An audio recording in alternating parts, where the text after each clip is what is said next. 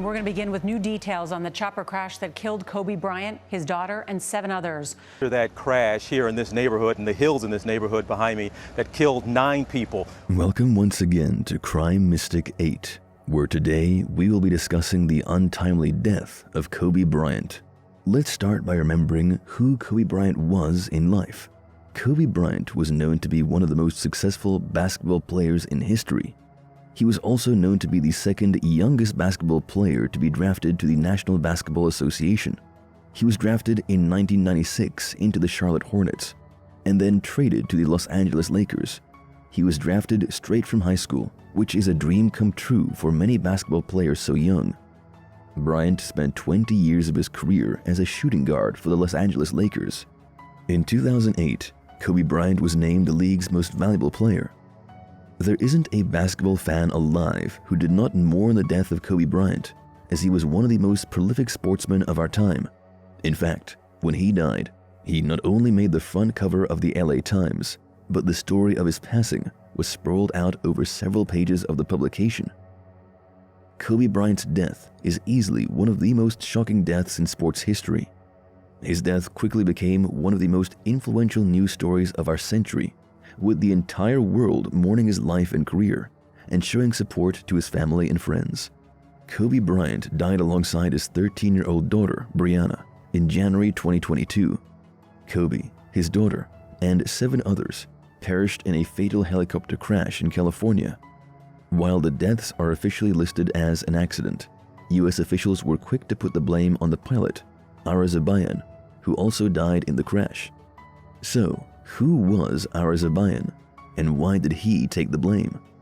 Zabayan was a well-respected and highly qualified helicopter pilot. He had his commercial helicopter license and also was a qualified flight instructor. Not only that, but it is clear that Zabayan was instrument rated, meaning he was qualified to fly through areas of low visibility. This is a fact that will become important later on. Those who knew Ara spoke of him highly and made it clear that he was one of the most qualified helicopter pilots out there. There wasn't a single person who didn't trust him with their lives. Let's get into looking at why Zabayan took the blame for Kobe Bryant's death. This happened after a report was released by the National Transportation Safety Board about 6 months after Kobe's death. In the report, it showed that Ara had made a call to air traffic control, explaining to them that they were ascending. The actual evidence, however, shows that at that exact moment, the helicopter was actually spiraling toward the ground. What's worse, the evidence shows that there were only 12 seconds between the helicopter and potential safety. This means that had things gone slightly differently for only 12 more seconds, then all 9 people on board that helicopter would still be alive today. It is a harrowing thought that begs the question, how does a man so qualified and so experienced make such a huge and deadly mistake? There was low visibility, and the helicopter was believed to have flown into heavy clouds, where the pilot became disoriented.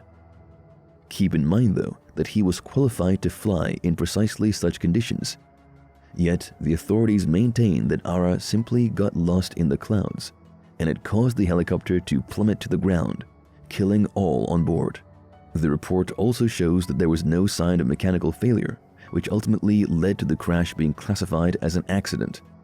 So, now we know who Kobe Bryant was and how he died. Let's get into the deeper debate of whether or not his death was truly an accident or not.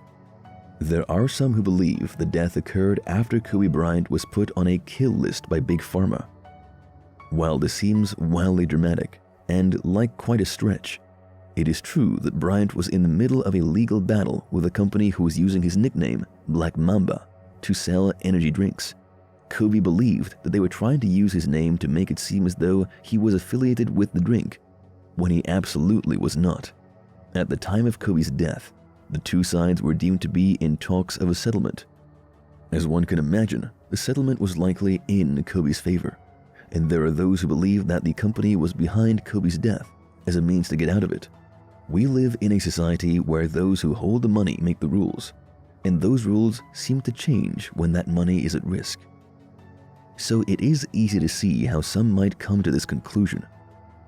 Since the pilot, Zabayan, died alongside Kobe in the crash.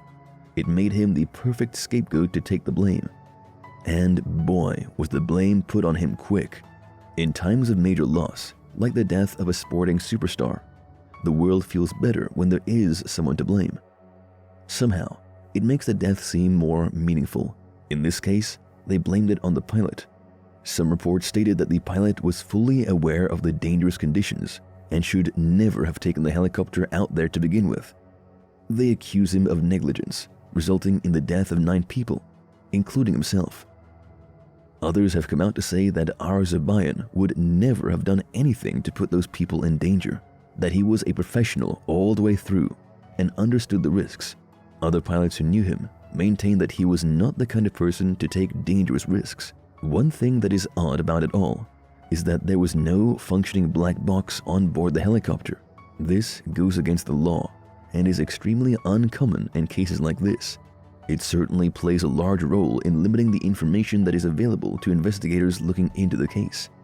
Many speculate that this was on purpose, so that it would be impossible to ascertain whether or not the death was as a result of a hit put out on Kobe Bryant, or if it was truly nothing more than a tragic accident. Without the black box recordings, it might be impossible to tell what really happened on that day. Kobe Bryant's wife later went on to win a lawsuit against the Los Angeles County for negligence and invasion of privacy after photographs of Kobe's remains taken at the scene of the crash started circulating through social media. These were images of the corpses of both her husband, Kobe Bryant, and her daughter, Gianna. One can only imagine the heartache she must have gone through to see these photographs being shared by millions. And one can only agree with her that it should never have happened. The photographs were allegedly taken by law enforcement personnel at the scene of the crash. Mrs. Bryant and her co-plaintiff Chris Chester won a combined $31 million in damages. While there is still much to speculate about the crash, it seems that all investigations have come to an end. Was Arzabayan truly responsible for the death of Kobe Bryant?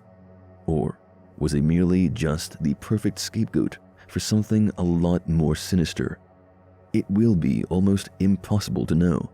Meanwhile, the world mourns the death of one of the world's greatest sportsmen. Kobe Bryant's legacy will live on for many more decades to come, as his career remains to be one of the most impressive basketball careers this world has ever seen.